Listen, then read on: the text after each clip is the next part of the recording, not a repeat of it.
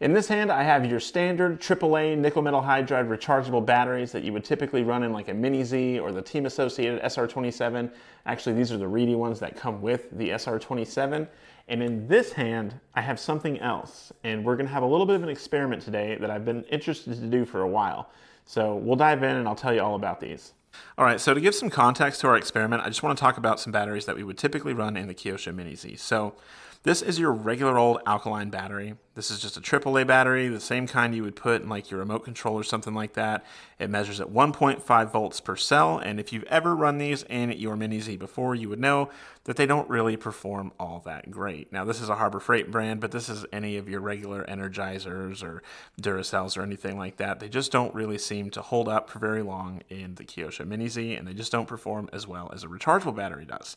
Now, the reason for that, and we'll use this reedy cell for an example, is because these rechargeable batteries, while only having 1.2 volts per cell, are able to maintain 1.2 volts or close to 1.2 volts for a much longer time than your traditional alkaline battery would be able to.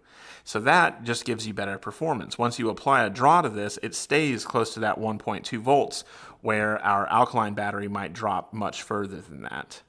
Now, the subject of our video today is a battery actually provided to me by this company XTAR here. They sent me 8 of these and a charger. And the difference between these batteries is they are AAA's 1.5 volts per cell. They're rechargeable lithium ion batteries.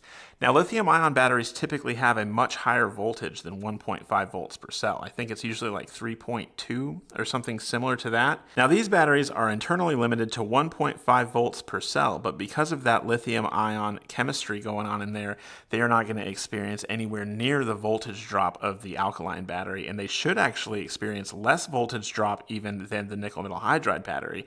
So these should perform quite better. So while getting 0.3 volts more per cell, which would give us 6 volts in the Mini Z in comparison to 4.8, we also should have better performance throughout the life of the battery. And that is what the experiment here is to find out. And ultimately, how do they perform in comparison to your standard nickel metal hydride battery? Now, you might not be able to race these in any stock classes or anything like that, but if you did have a Mini Z build that you wanted to run in something a little more modified and you needed to run AAA as well, this might be a really good option. Now, I wanted to check really quick using this little PN Racing charging adapter thing that these batteries are actually reading 1.5 volts per cell. So I have the balance plug plugged into my charger here, and we can see that we have 6 volts there, and they are reading at 1.5 on each cell. And these batteries are fully charged. I just charged them up, so that is what we're gonna get out of those. Just wanted to make sure so that we don't accidentally fry any Mini Zs just due to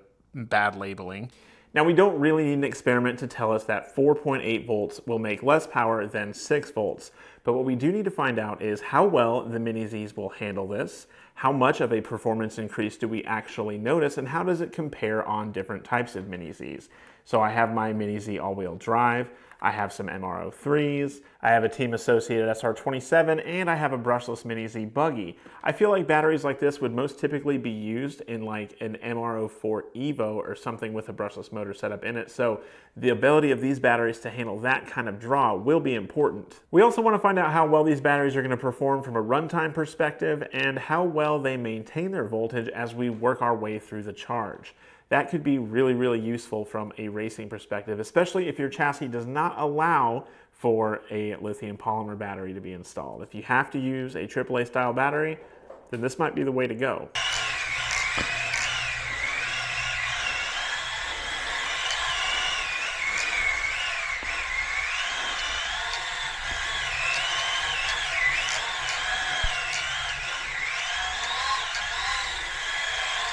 All right, so we got the lithium batteries in here now, and I decided to make something a little bit more entertaining because I got super duper bored with the other setup.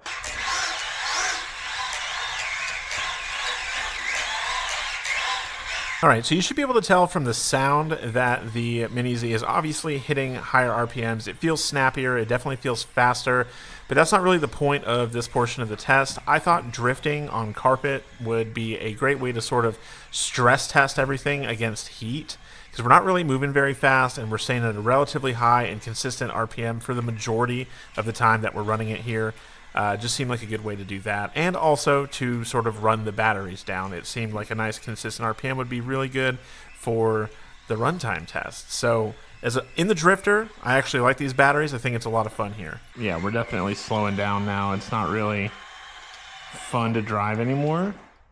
I'm curious as if we're going to hit like a hard cutoff with these batteries, or if they just slow down and that's when you're supposed to stop. I guess we'll find out. Okay, and just after I said that, we hit a cutoff, so it's not going anymore. Temps are okay. Let's see if these things will charge back up now. All right, so here they are charging back up. They did hit cutoff, so they cut themselves off, which is cool, and it looks like they're charging again, so they didn't actually just die. That's awesome. All right, so we're outside for the speed test, starting with the Mini Z Buggy. Actually, this guy looks already kind of fast out here. This has got the brushless motor in it. Just doing a couple laps here, just kind of getting a feel for it on the stock batteries. And here it goes on the lithium ion battery setup. It definitely feels a lot faster. I hope you guys can tell in the video. Definitely a higher RPM increase. The only issue I had is one wire was desoldered, but I don't think that was a heat issue. I think it was just a weak joint. Alright, and here goes the Team Associated SR27. This is it in stock form. Just cruising around, getting a feel for it, seeing how the stock batteries do. Feels good, you know, kind of fast. It's actually the second time I've driven this particular one, and I think the diff is a little loose because I kind of hook out here and there, but overall kind of fun to drive. And here it goes on the lithium ion batteries. No issues with heat or anything like that, and a decent increase in top speed, decent increase in RPM. Overall, a good power bump. Nothing huge, but a good power bump on the SR27 for sure.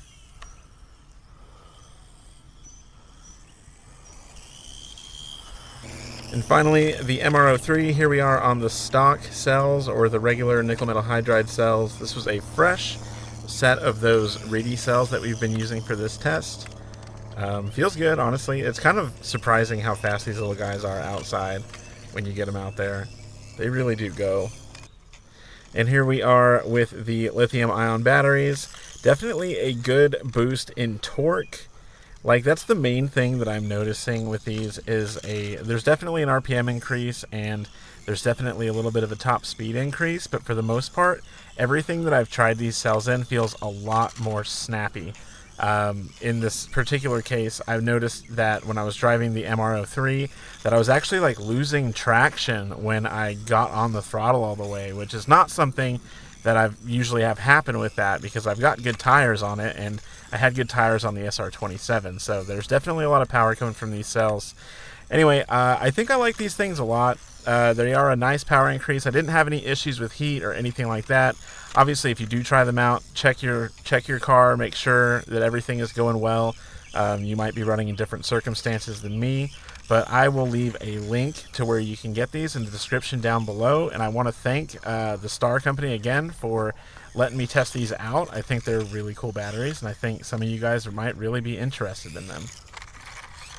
Anyway, if you like this video, give me a like. If you haven't already, you should subscribe. And yeah, let me know what you think about these batteries in the comments below. I think they're pretty cool. And yeah, we'll catch you in the next video. Peace.